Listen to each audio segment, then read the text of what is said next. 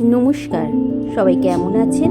রিতার লাইফস্টাইলে আপনাদের সবাইকে স্বাগত জানাই নতুন একটা ভিডিওতে। চলুন, আজকে কোনো সংসারের কাজকর্ম নয়, আজকে আমি আমার পরিবারের সবার সাথে আপনাদের পরিচয় করাবো আর আমার কিছু পুরনো স্মৃতি আপনাদের সাথে শেয়ার করব। অবশ্যই আপনারা বুঝতে পেরে গেছেন এটা কি। এটা হলো আমার বিয়ের অ্যালবাম। ভাবলাম আজকের আমি আপনাদের সাথে সেটাই শেয়ার করি। এই দেখুন, দেখতেই পাচ্ছেন রীতা লেখা আছে, আমার হাজব্যান্ডের নাম সুজিত। এটা হলো আমার শ্বশুরবাড়ির অ্যালবাম, আর বাপের বাড়িতেই রয়েছে। এটা আমার কাছে রয়েছে, তাই আমি ভাবলাম আপনাদের সাথে এটাই শেয়ার করি। ওই যে দেখলাম, ওটা হলো আমাদের বাড়ি। আমি তো আমার আগের ভিডিও অনেক বলেছি যে আমাদের বাড়ি অনেক বড়, কিন্তু সমস্যার জন্য আমাকে একটা ঘরেই থাকতে হয়। যাই হোক, এই দেখুন আমার বরের বৃদ্ধি হচ্ছে। ওই যে বসে যিনি করছেন উনি হলেন আমার শ্বশুর, এটা আমার শাশুড়ি, আর ওই চুড়িদার পরাটা আমার ননদ।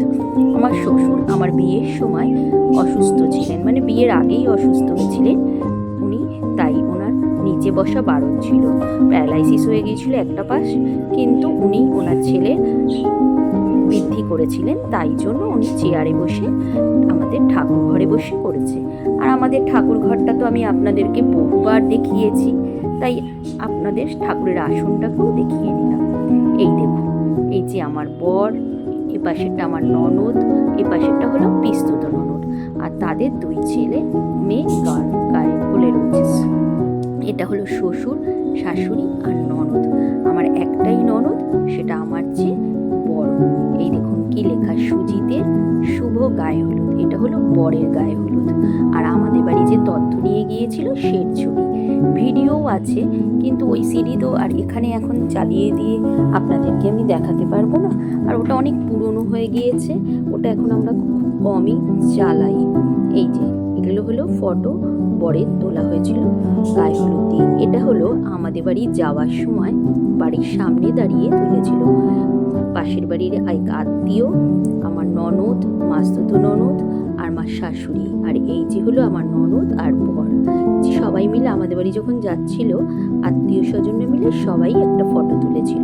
আর ইনি হলেন আমার নন্দে জামাই, ননদ আর ননদের মেয়ে।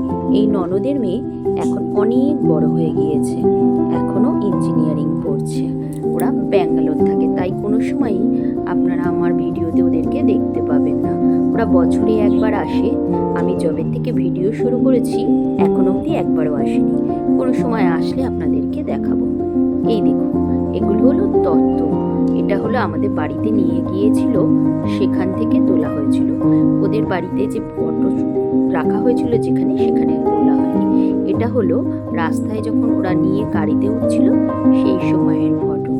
এই যে এগুলো হলো আমাদের বাড়ি যখন নিয়ে গেছিলো, আমরা যে সাজিয়ে রেখেছিলাম সেখান থেকে ওরা এই ফটোগুলো তুলেছিল। তারই কিছু ছবি আপনাদের সাথে আমি শেয়ার করছি।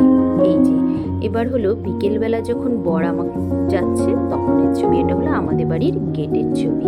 আমার বরকে দেখুন কিরকম দেখাচ্ছে। আর ওই যে সাথে রয়েছে আমার মেজো জেঠু। আমার মেজো জেঠু এসেছিলেন আমার বরকে নিতে। এবার চলুন আবার শুরু করা যাক বিয়ের কিছু চিত্র। এই দেখুন, এটা হলো আমাদের বাড়ির রাস্তার সামনের ছবি। বিয়ে বাড়ি ভাড়া করা হয়েছিল, তাই জন্য এটা বিয়ে বাড়ির সামনে। সবাই নাচ গান বাজি ফাটানো, খুব আনন্দ হয়েছিল আমার বিয়ের সময়, জানেন তো। এই দেখুন কীরকমভাবে বাজির ওই সেগুলো পড়ছে। আর হলো আমার বর নামলো, ননদের সাথে আমার মাস্তুতো ননদ, পিসি শাশুড়ি সবাই ছিল। এই যে যিনি কুলো ধরে আছেন উনি হলেন আমার মা। এখন তার জামাইকে বরণ করে নিচ্ছে, তারই ছবি। খুব আনন্দ হয়েছিল, জানেন তো। এই বিয়ের দিনগুলোই খুব ভালো হয়, তারপরের জীবনটা খুব কষ্টের। এই যে এটা হলো বাদিকেরটা হলো আমার জেঠি, আর এক পাশে হলো আমার ছোট মাসি। এই যে আমার বর তার জামাইকে মিষ্টি মুখ করাচ্ছে। এই দেখতেই পাচ্ছেন আপনারা কেমন সুন্দর দেখাচ্ছে। এই ছবিগুলোকে দেখলে মনটা খুব ভালো লাগে। এই ছবিটা তো আমি আপনাদের আগেই শেয়ার করেছি। এটা হলো আমার যতক্ষণ না সিঁদুরদান হয়েছে তার আগের ছবি। এটা আমার খুব প্রিয় ছবি, আবারও বলছি, আগের দিনও বলেছিলাম আবারও বললাম। এই দেখুন একটা বরের ছবি আর দুপাশে দুটো আমার ছবি। এটা হলো এখনো বিয়ে শুরু হয়নি তার আগের ছবি। বিয়ের সময় অনেক আশা ভরসা সব কিছু নিয়ে একটা মেয়ে তার শ্বশুর বাড়িতে আসে, কিন্তু শ্বশুর বাড়ি আসার পরে হয়তো আমার মতন সবার কপাল হয় না, কিন্তু আবার মনে হয় কিছু মেয়েদেরও হয়। আমি শুধু ভাবি বোধহয় আমার একারই, তাই নয়। বিয়ের আগে অনেক কিছু বলেছিল, এটা সেটা, যদিও বা আমি নিজেই পছন্দ করে বিয়ে করেছি। মানে আমার সাথে আমার হাজবেন্ডের আগেই জানা পরিচয় ছিল, তারপরে আমাদের সব বাবা মারা কথা বলে বিয়ে দিয়েছিল। এই যে আমার শ্বশুরমশাই আমাকে আশীর্বাদ করছিল। আমার শ্বশুরমশাই এখন বেঁচে নেই, কিন্তু উনি তখন ছিল, উনি 2021 মারা গিয়েছেন। তখন প্রথম দিকে উনি খুবই ভালো ছিলেন, আমাকে ভীষণ ভালোবাসতেন, কিন্তু সংসারের বিভিন্ন জনের কথাবার্তায় শেষের দিকে উনি আমার সাথে খুব বাজে ব্যবহার করতেন আর ভীষণ বাজে বাজে কথা বলতে নেই, কিন্তু মনের কষ্টে জানেন তো এগুলো সব বেরিয়ে আসছে। আর এই যে দেখুন সাদা জ্যাকেট পরে যে আমাকে হারটা পরিয়ে দিচ্ছে, ইনি হলেন আমার ছোট পিসি শাশুড়ি। আজ বেঁচে নেই, ওনার ক্যান্সার হয়েছিল, অনেক বছর আগে মারা গিয়েছিলেন। আর এদের দুজনকে দেখছেন, এরা দুজন হলো মেয়ের মা বাবা, মানে আমার মা বাবা। তাদের মেয়ের বিয়ের চিন্তায় তাদের মাথা খারাপ হয়ে যাচ্ছে, তাই ছবিটা দেখলেন কেমন। যাই হোক, মেয়ের বিয়ে তো সব বাবা মারই হয়তো হয়, আমার মা বাবার একার নয়, ছবি দেখে বুঝতে পারছি। আর এখন তো মা হয়েছি সেটাও বুঝতে পারছি কত কষ্ট হয় যখন একটা মেয়ের বিয়ে হয়। অবশ্য আমার মেয়ে নেই, একটাই ছেলে, কিন্তু তাও মা হয়েছি তো বুঝতে পারি। যাই হোক, বিয়ের পরে অনেক আশা নিয়ে এসেছিলাম, কিন্তু ওই যে বলে বেশি আশা করা মানে তুমি হতাশা হবে। তাই জন্য অনেক চেষ্টা করেছিলাম ভালোবাসার, ভালো থাকার, ভালোভাবে চলার, কিন্তু এরা আমার সাথে সেইভাবে মানিয়ে নিতে পারেনি। প্রতিটা মুহূর্তে হিংসা অশান্তি ঝামেলা লেগেই ছিল। তাই আজ আমি নিজেকে একদম গুটিয়ে নিয়ে নিজের মতন করে থাকি। শুধু চলে যাওয়া যায় না, তাই সংসারটাকে করে যাচ্ছি। বরকে খুব খারাপ বলবো না, কিন্তু সে আমার হয়ে কোনোদিনও কথা বলেনি। সে যদি তারা বাজে কথা বলেছে আমাকে, সেটাই শুনেছে, যদি মিথ্যা কথা বলেছে তো সেটাই শুনেছে, তার উল্টো প্রতিবাদ করেনি। সে জানে কোনটা ঠিক কোনটা ভুল, কিন্তু চুপ থেকেছে। তার নাকি চুপ থাকাটাই শ্রেয় বলে মনে হয়, কিন্তু সেটাতে আরো বেশি আমার জীবনটাকে অতিষ্ঠ করে তুলেছে। অনেক কিছু বলে ফেললাম, কেউ কিছু মনে করবেন না। এখন তো আপনাদের সাথে আমি সব কম বেশি শেয়ার করি, তাই এই দেখুন শুভ দৃষ্টির আগে আমাকে নিয়ে এসছে, আমি পাতাটাকে নামিয়ে কেমন করে সবাইকে দেখছিলাম। আমি একটু বেশ হাসি গান মজা করতে ভীষণ ভালোবাসি, সবাই আমার সাথে, তাই জন্য ওইভাবে ইয়ার্কি মারছিল বলেই আমি একটু নামিয়ে ওদের সাথে একটু দেখা করে নিলাম। আমাদের বাড়িতে সবাই মিলে খুব আনন্দ হয়েছিল আমার বিয়ের সময়। প্রায় 20 দিন ধরে আমাদের বাড়িতে সবাই আত্মীয় স্বজনরা ছিল আমার বিয়ে উপলক্ষে। বিয়ের আগের থেকে বিয়ের পর পর্যন্ত আমি যতদিন না দিরাগমনে গিয়েছি, ততদিন সবাই আমাদের আত্মীয় স্বজনরা ও বাড়িতে ছিল। যখন দিরাগমনে গেলাম আমি থাকলাম 2 দিন, তারপরে যখন আসলাম তারপরে সবাই গিয়েছে। যাই হোক, ওগুলো তো সব পুরনো স্মৃতি, কিছু বলার নেই। এই দেখুন আমাকে কোথায় তুলে দিয়েছে, আমি তো পড়েই যাচ্ছিলাম। যাই হোক, সবাই মিলে ধরে ঠরে আবার আস্তে করে নামিয়েছে। ওই যে বিয়ের সময় তো কত আনন্দ হয়, যাতে সবাই মজা করিয়ে তুলে দিয়েছিল, যে বর উঁচুতে ওঠে না বউ উঁচুতে, ওই দেখুন আমার বরকেও ওর বন্ধুরা তুলে ধরেছিল। যাক, এবার তো বিয়ের যাত্রা শুরু হয়ে গেছে। ওই যে যিনি আমাকে বিয়ের জন্য আমার পাশে বসে আছেন, উনি আমার কাকা, শিলিগুড়ি থাকেন, ওখান থেকে এসেছিলেন আমার বৃদ্ধির জন্য। আমার বাবার শরীরটা খুব একটা ভালো থাকে না, তাই বাবা উপোস করে বৃদ্ধি করেনি। এই দেখুন কাকা আমাকে, আমার বরকে ওই বিভিন্ন যে কাজকর্ম থাকে বিয়ের, সেগুলো করছে। ভেবেছিলাম সব কিছু ভালোই থাকবে প্রথমে, এদের বাড়িতে আমি আগেই এসেছিলাম কথাবার্তা সব কিছু শুনে, কিন্তু যত দিন যাচ্ছে বুঝতে পেরেছি সবটাই অভিনয়। কারণ আমার শ্বশুরবাড়ির অবস্থা অনেক ভালো, মানে কি বলবো, আপনারা হয়তো ভাবছেন আমি কোনো অহংকার দেখিয়ে কথা বলছি, অহংকার নয়, মানে জাস্ট আমি বলছি আর্থিক অবস্থা খুবই ভালো, কিন্তু আমার বাবার অবস্থা অত ভালো নয়। যেহেতু যেহেতু আমরা নিজেরা পছন্দ করেছিলাম তাই আমাদের বিয়েটা হয়েছিল। কিন্তু ওরা সবাই জেনে শুনে এনেছিল। প্রথমে ওরা অনেক ভালো বলেছিল, কিন্তু শেষের দিকে দেখলাম আমার শাশুড়ি আমাকে কাজের লোক বানাতে চায়। সেটা তো সম্ভব নয়, সেটা আমি মেনে নিতে পারবো না। কাজের লোক তো আমি হতে আসিনি, আমি বউ হতে এসেছিলাম। যাই হোক, সব মিলিয়ে ঝুলিয়ে আজ আর সেই পুরনো কথা মনে করতে চাই না। অনেক সমস্যা, অনেক টানাপোড়েন চলে গেছে। এখন নিজেকে অনেকটা ঠিকঠাক করে নিয়েছি। এমনও দিন গেছে জানেন, প্রতিদিন আমাকে কাঁদতে হয়েছে। আমার ছেলে যখন পেটে ছিল তখনও তাই হয়েছে, প্রতিদিন আমাকে কাঁদতে হয়েছে, কেঁদে তারপরে ভাত খেতে হয়েছে। আজ সেই সব কথা আর মনে রাখতে চাই না। যাই হোক, এখন নিজের মতন করে চলছে। দেখুন, বিয়ে হয়ে যাওয়ার পর একটা মেয়ের রূপ কেমন পাল্টে যায়।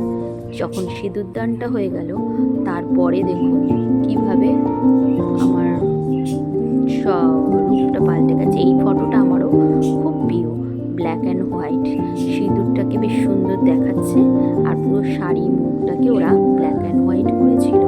একদিনকার আমি আপনাদের আমার ও বাড়ির ফটো দেখাবো। এই দেখুন, এটা সিঁদুর পরিয়ে, এটা সিঁদুর ছাড়া, আর এটা নাকের সিঁদুরটাকে মুছে দিয়েছে। বলে নাকি নাকে সিঁদুর পরা ভালো, জানি না, আমি একদম মানি না।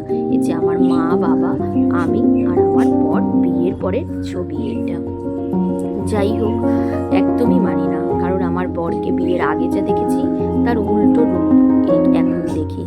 হয়তো মানুষটা ভালো, কিন্তু সব কিছু তো হয় না, তার 40% ভালো, 60% খারাপ। তাই জন্য আমি তাকে পুরোপুরি ভালো বলি না। যাই হোক, এই দেখুন খাওয়ার সময়ের ছবি। মালা আর মুটুকে আমি প্রচণ্ড অস্থির হয়ে পড়েছিলাম, তাই সেগুলো সব খুলে দিয়েছিলাম। আর ওই যে দেখলাম আমার ভাই, মা, বাবা, তিনজনকে। এটা হলো আমার বউ ভাতের সাজ। বউ ভাতের সাজে আমাকে গ্রিন কালারের বেনারসি দিয়েছিল, সেটা পরেছিলাম। এই দেখুন কি লেখা আছে, শুভ পিতৃভোজ। এই যে বউ ভাতের সব বিভিন্ন ছবি। বউ ভাত আমাদের বাড়িতেই হয়েছিল, তাই জন্য বাড়িতেই সবাই এসেছিল, বাড়ির অনুষ্ঠানই হয়েছিল। এই যে বাড়িটাকে কেমন সুন্দর করে সাজানো হয়েছে। এটা তো সামনের দিক, পেছন দিকটাও অনেক বড়, কিন্তু ওই যে আবার বলি, বেশি বড় বাড়ি না, বেশি বড় লোক, তাই বেশি মনটা ছোট। আমার মনে হয়, এটা আমার ধারণা। এই যিনি হলেন আমার শাশুড়ি, আর এটা হলো শ্বশুর। এটা হলো আমাদের সামনের ড্রয়িং রুমের ছবি। এটা ননদ আর ননদের বর, ওরা আমার বিয়ের সময় এসেছিল। ওরা প্রতি বছর আসে না, এক বছর বাদ দিয়ে এক বছর করে আসে। আর এখানে দেখুন আমার বাবা, আমি, আমার শ্বশুর আর আমার ননদ, দুই মেয়ের সাথে দুই বাবার ছবি। এখানে আমি, আমার বর, আর বাড়ির সামনেটা যে সাজানো হয়েছিল, তাই আমি রাত্রির বেলা বেরিয়েছিলাম। এই যে গেটটা, এইসব দেখলে এত ভালো লাগে, মনে হয় আবার পুরোনো দিনগুলো যদি ফিরে পাওয়া যেত তাহলে খুব হয়তো ভালো হতো। এই যে ইনি হলেন আমার শাশুড়ি, এটা হলো দেওর, একমাত্র আমার জীবনটাকে অতিষ্ঠ করে তুলেছে। আর এটা আমি আর আমার বর। এগুলো হয়তো বলা উচিত হচ্ছে না আমার, অনেকেই আমাকে কমেন্টে জানাবে, কিন্তু জানেন তো সব কিছু বলি তো এখন আমার জীবনের আপনাদেরকে, তাই জন্য অল্প স্বল্প করে বেরিয়ে যাচ্ছে। যাই হোক, পুরনো কিছু দেখছি আর বেরোচ্ছে। এবার সব আত্মীয় স্বজন সবার সাথেই কম বেশি একটু করে ছবি তোলা হয়েছে। এই যে আমার ননদের মেয়েকে দেখুন, ননদের বউ ভাতের সাজ। ননদ ভালোও না খারাপও না, এদিকেও না ওদিকেও না, সে হলো মিডিলে।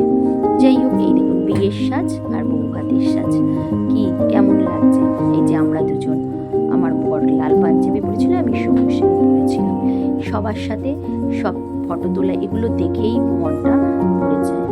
সবাইকে আমার এই ভিডিওটা পুরো দেখার জন্য অনেক ভালোবাসা।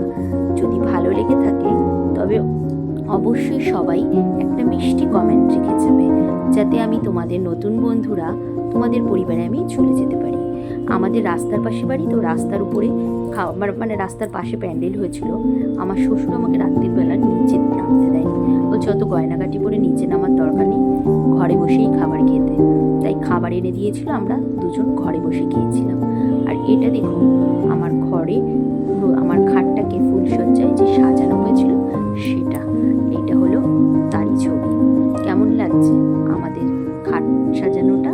আর এটা হলো যখন আমরা আংটি বদল করেছিলাম তার ছবি।